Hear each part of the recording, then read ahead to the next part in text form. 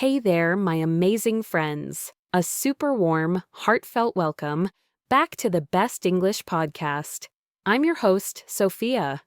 It truly makes me so happy to connect with you. It feels like we're just having a friendly chat, sharing insights.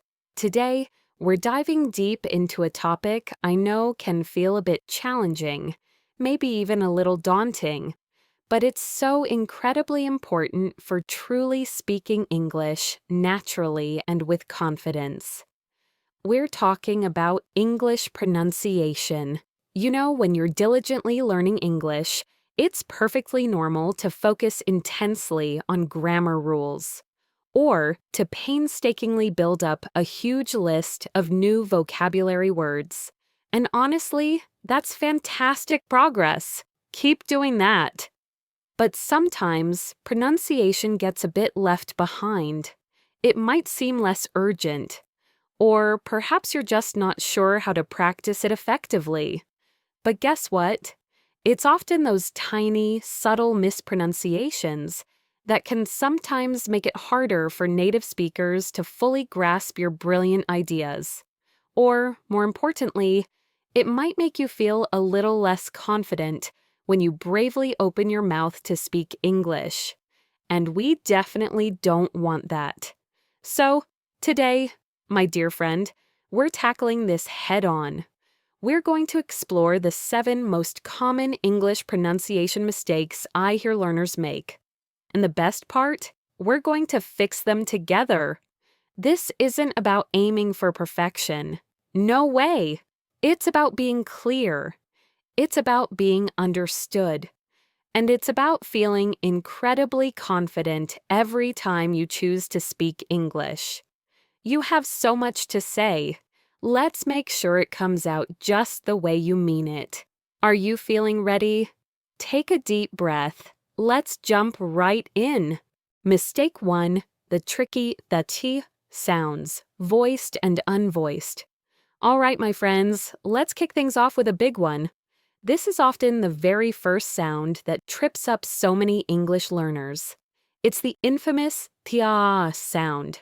You know it, right? Like in thank you or this.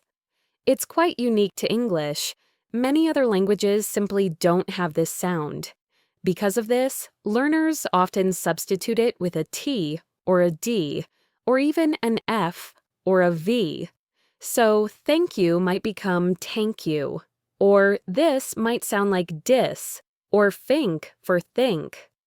These substitutions, while completely understandable, can sometimes lead to misunderstandings. They can also just make your speech sound a little less natural. The absolute secret to mastering the th sound is all about your tongue. Your tongue needs to gently peek between your front teeth. Just a tiny bit. Think of it like giving your teeth a soft little kiss with your tongue. It doesn't need to stick out far. In fact, the less it sticks out, the more natural it sounds. Now, we have 2 types of these sounds. First, the unvoiced the-uth, like in think, through, thanks, 3, nothing, math. For this one, your tongue is positioned between your teeth, and you push only air through that small gap. There's no vibration in your vocal cords. It's just a soft, breathy sound. Try it. Da. Imagine you're gently blowing air. Second, the voiced thav, like in this, that, they, mother, breathe, with. Your tongue position is exactly the same as for the unvoiced thai, but this time, you vibrate your vocal cords while you push the air. Put your hand on your throat. You should feel a buzzing. Try it. Da with voice. It's like a soft, buzzing breath. Let's practice together with some words and sentences.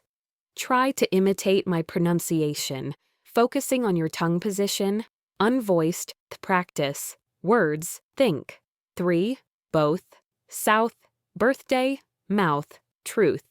Sentence, I think that's 3 things to consider. Sentence, thank you for the thoughtful gift. Sentence, I need to brush my teeth. Voiced the, practice, words, this, that, they, mother, with brother, father. Sentence, this is the brother I was talking about. And sentence, they are there with their father. Maicho. Sentence, these are those things I was thinking about. Practice this in front of a mirror. Seriously, make friends with your tongue. Watch it gently peek out. It's a small change, but truly, it makes a huge, noticeable difference in your English pronunciation and how much more natural you sound. It's a superpower once you get it. Mistake 2. Confusing V and W. All right, my friends, next up is another very common mistake. It's one that often leads to little confusions, mixing up the V sound and the W sound. So, a word like very might accidentally come out sounding like wary, or went might sound like vent. As you can imagine, this can change the meaning of your sentences in a way you don't intend. For example, I have a very nice vest sounds quite different from I have a very nice vest. The meaning completely shifts. The difference between the V and W sounds is all about your lips and your teeth. It's a very clear physical distinction that you can feel. For the V sound, like in very, vote, van, 5, give. Your top teeth should lightly, gently touch your bottom lip. Then, you blow air out, making your bottom lip vibrate. It's a soft, buzzing sound. Think of it like a gentle buzz. Try it. Vav. Feel that gentle vibration on your bottom lip. This is a fricative sound, meaning air is forced through a narrow gap. For the W sound, like in went, water, wash, away, we. Your lips are rounded, like you're going to give a little kiss. They should not touch your teeth at all. It's a sound made purely by shaping your lips and pushing air through them, like a little puff. Try it. www. Notice how your lips move forward slightly, creating a small O shape, and there's no teeth-to-lip contact. This is a glide sound, meaning the sound smoothly transitions. Let's practice the difference with some common words and phrases. Really feel your lips and teeth as you say these. Exaggerate the mouth movements at first to get the feel. Very versus wary, as in cautious.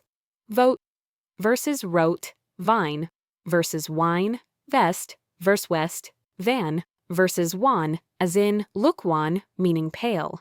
Sentence, she wore a very nice vest. Sentence, the wind was very strong when we went to the vineyard. Sentence, we went to the villa in the valley. Sentence, can you view the weather report? Feel the difference in your mouth. Pay close attention to whether your teeth are touching your lip for the V sound or if your lips are rounded and free for the W. Get those lips and teeth working correctly, and this mistake will vanish.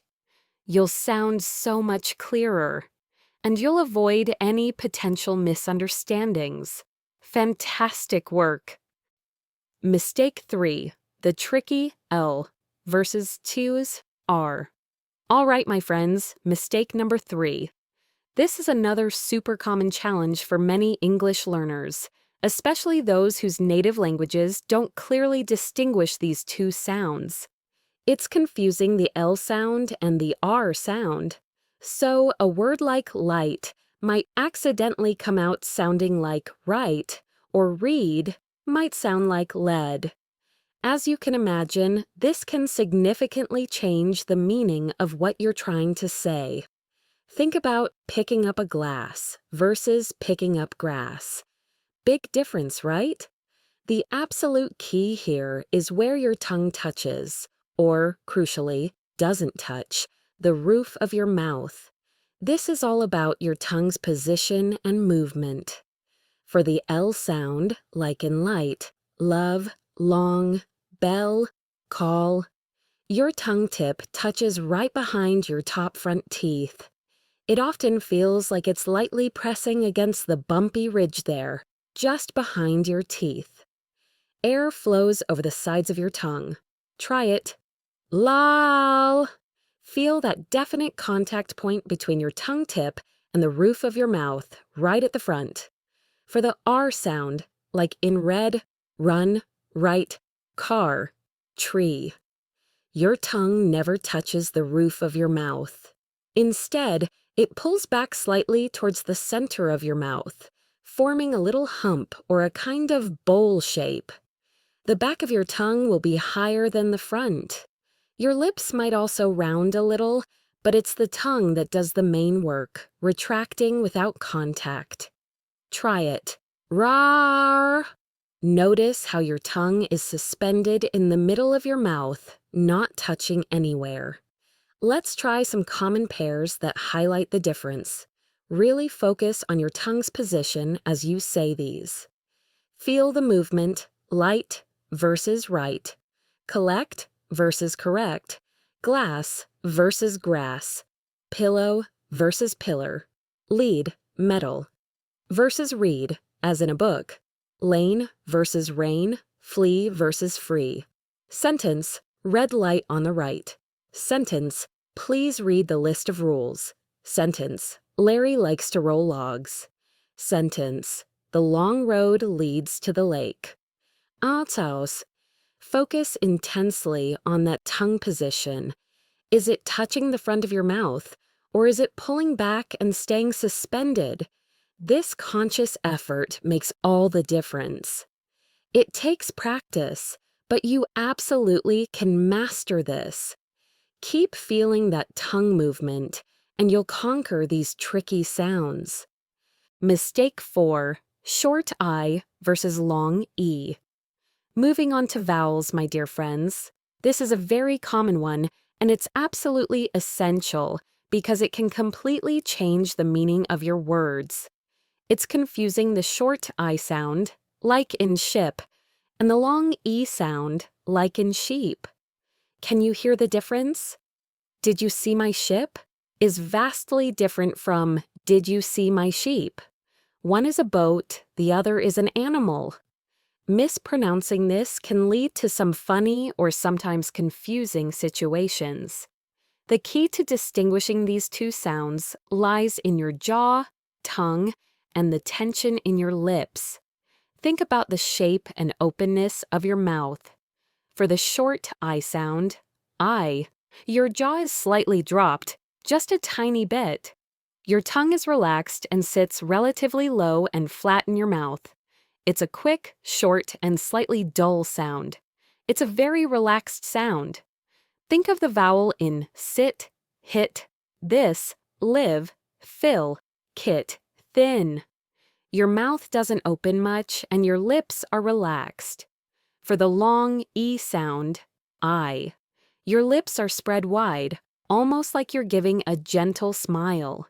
Your tongue is high and pushed forward towards the front of your mouth, almost touching your top side teeth. It's a longer, stretched, and brighter sound.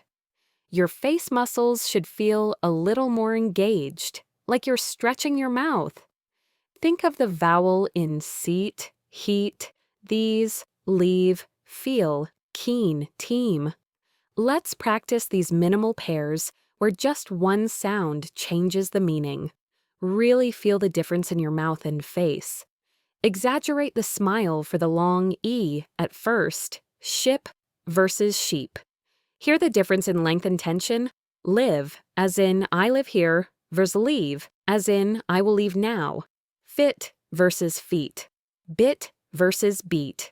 Pill versus peel. Grin versus green. Still versus steal. Sentence, don't slip on the sleeping cat. Sentence, I feel sick because I ate too much filling. Sentence, please sit in the seat. Sentence, they hit the heat from the sun. Pay close attention to your jaw, your tongue position, and the length of the vowel. Is your mouth relaxed and slightly open, or is it stretched into a smile? This little distinction is incredibly powerful for clarity and avoiding misunderstandings. Keep practicing those mouth shapes, and you'll nail it. Mistake 5, the overlooked schwa sound. All right, my friends, this next mistake involves a sound that often goes completely unnoticed, but it is actually the most common vowel sound in the entire English language. It's called the schwa sound. It's that incredibly relaxed, neutral sound you hear in unstressed syllables. Think of the A in about. That first A is a schwa, or the E in taken, or the O in connect. It's like the sound of pure laziness, the ultimate relaxed vowel. Many English learners try to give every vowel a full, strong, clear sound, just like they might in their native language. But in English, when a syllable is not stressed, its vowel very often collapses into this very soft, quick, barely there, sound, the schwa. If you try to give it a full vowel sound, like about instead of about, words can sound unnatural, a bit robotic, or even a little stiff and over-articulated. Mastering the schwa makes your English sound much more fluid and natural. The beauty of the schwa is that it requires almost no effort. Your mouth is barely open, your tongue is completely relaxed, and just sits in the center of your mouth, and you just let out a quick, muffled, It's the sound of Let's identify the schwa in some common words. Listen for the relaxed, unstressed sound. You'll notice it's often represented by different vowel letters in spelling. About, the at the beginning, ban and a. The first and the last are schwas, only the middle is stressed, computer. The at the end, common. The o in the middle, doctor. The or at the end, away. The a at the beginning, lemon. The o in the middle, family. The I is often a schwa, making it sound more like family, chocolate. The middle O is often a schwa, making it sound more like chocolate. Now let's practice softening those unstressed syllables. Focus on making that sound quick and light. Try to feel the rhythm. Say about, not or about. Say again, not how again. Say along, not along. Listen to photograph versus photographer. In photograph, the first syllable is stressed.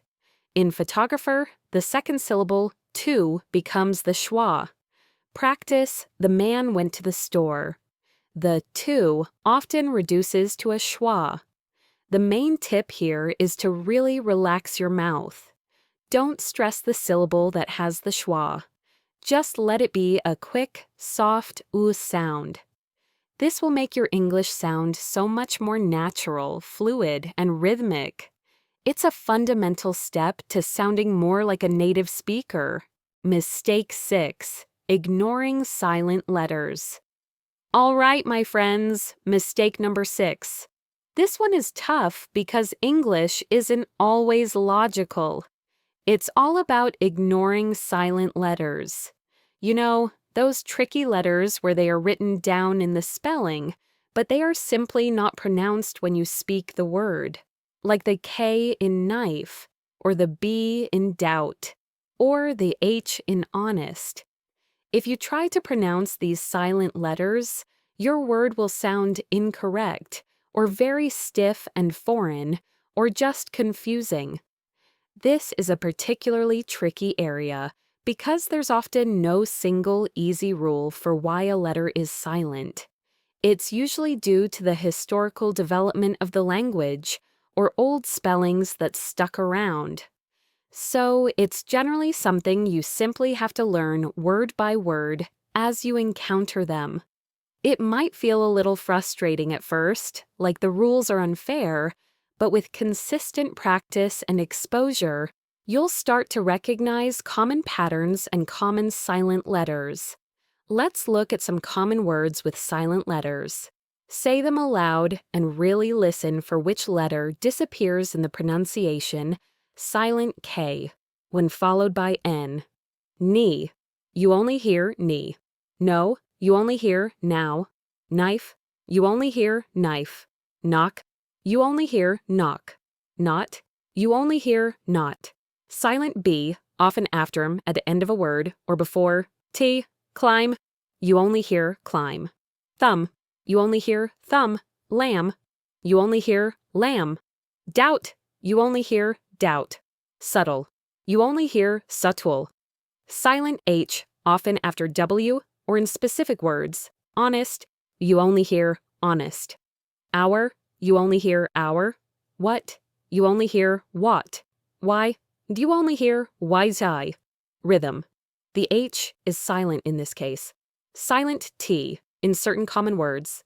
Listen. You only hear listen.